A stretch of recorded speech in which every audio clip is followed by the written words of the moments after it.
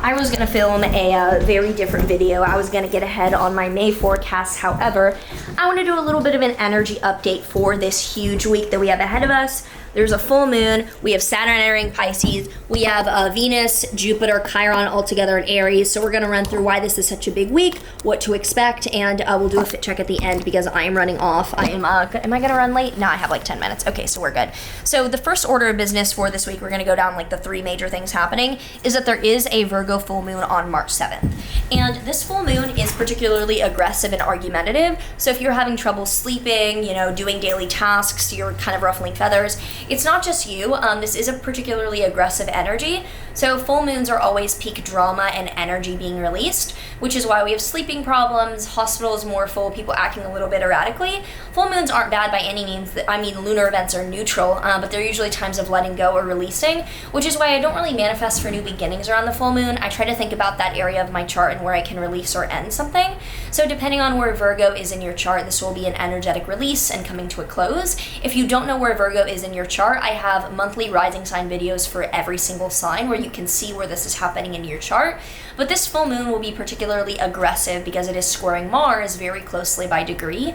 And Mars in Gemini does represent being argumentative, getting in heated debates, not being on the same ideological page. So definitely I would think that this full moon will be a chaotic, very argumentative one online. I'm going to try to stay out of comment sections. I am expecting, I'm seeing some things already build up where people are accusing me of being like a scammer yet fucking again, which is like just so funny because I'm the most like kosher, just like buy the, like I just don't fucking like come for me because I'm fucking ready. I can see it in my chart. I'm already ready with like my lawyers and shit. I've been like, watch this because this might come up as relevant. Anyway, fucking try me. You don't know the half of it.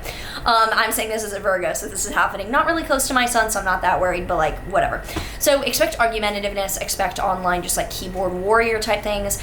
I would use this energy by being productive, cleaning, organizing, and being frustratedly like na with my house. Because Virgo loves details, it loves chores, it loves, I don't, because I'm too much Leo for that shit. But it loves being detail-oriented in ways that are constructive for the overall exposition of things. It likes to be like filling in the gaps in the background.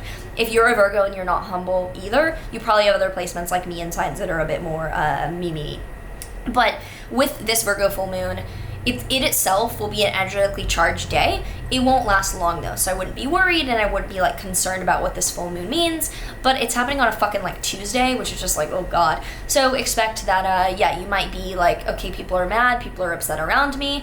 I would watch, I would engage being productive, cleaning, not get too heated with others. But during this, Venus and Jupiter will be together in Aries still. And this is extremely abundant, extremely empowering personal energy. And this went exact on March 1st, so a couple days ago, but it is still very relevant as both Venus and Jupiter are together in Aries. And it represents this personally empowering, very abundant, very confident energy of true gratitude and appreciation for our own efforts and what we're going after. And the fact that Venus and Jupiter are conjunct Chiron, and Chiron being an asteroid of vulnerability or taking our shortcomings and becoming strengths, taking our struggles and turning them into a lesson for others, it shows that something that we really struggled with or was really personal is now something that is amazingly abundant and very positive. And depending on the house of Aries in your chart, this may be more about you or more about other people and situations in your life, but nonetheless, this energy is extremely abundant for our personal efforts towards solving something that was once an Achilles heel and becoming a teacher and a helper for others on a large scale with that. So that alone is extremely positive, extremely exciting. Alongside this full moon shows that I think that the issues we're having will be with other people and other situations that are a little bit expository. I keep saying exposition, why is that my like word of the day? But are not super personal and super like emotional.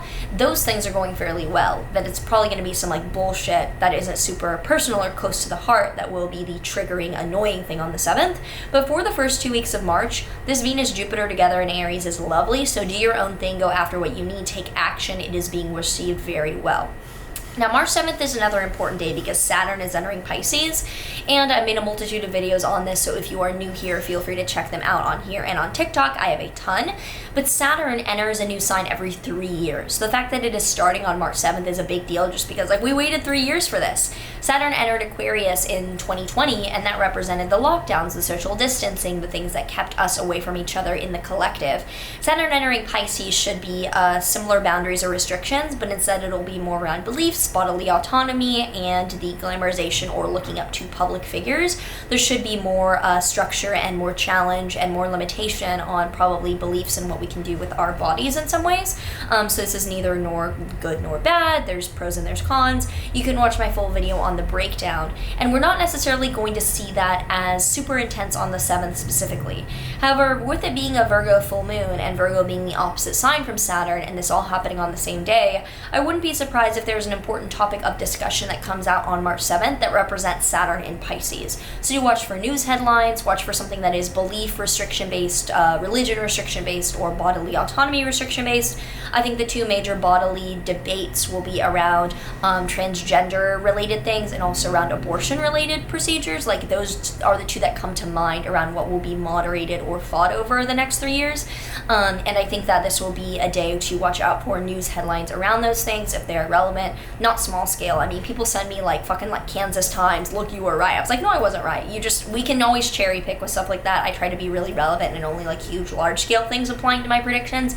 But watch for the 7th for things that are just like nitpicky online war shit with those topics that might represent Saturn and Pisces. The next few months will be most relevant for this because Saturn will go direct until June, I believe. It will then go retrograde until November or October, I forget. You can watch my full video. But the next few months from now until June will be a big go time for Saturn being in Pisces and being very relevant for the true, first of all, significations of it. Because during the retrograde, it's going to be more going back to resolve or rethink things. It will be in the direct period when this is the most relevant. So I think that this will be particularly important then. So over this week, if you were a mutable sign, Virgo, Sagittarius, Pisces, or Gemini, this will be the most intense for you all because it will be like go, go, go, mutable sign activation time. It's really positive for Aries. You guys are just kind of like hanging out and it's great for you all. But if you are a fellow mutable sign, I am a Virgo myself, this will be activating us and very, very relevant. So I wouldn't worry. I wouldn't think too much about it, but it definitely is something that I would keep in mind as you proceed this week, not to get caught up in like keyboard warrior bullshit or respond and react to others. If possible, take care of your house. Be particularly mindful about like organization or things with that. So I think that that is a good summation of this upcoming week or 3 days even. I'm about to go head out to actually meet another astrology person here in LA that some of you might know. And this is the outfit that I'm wearing. So I've worn this before, but these pants were a little bit big for me. I washed them and they're finally fitting quite a bit better. So this is from Dolls Kill. Move this pants and this top are from Dolls Kill. This jacket is actually also from Dolls Kill. It says Sinner in the back, and it doesn't keep me warm, but thankfully in LA no one is expecting me to like actually dress warm. I can just like run in anywhere.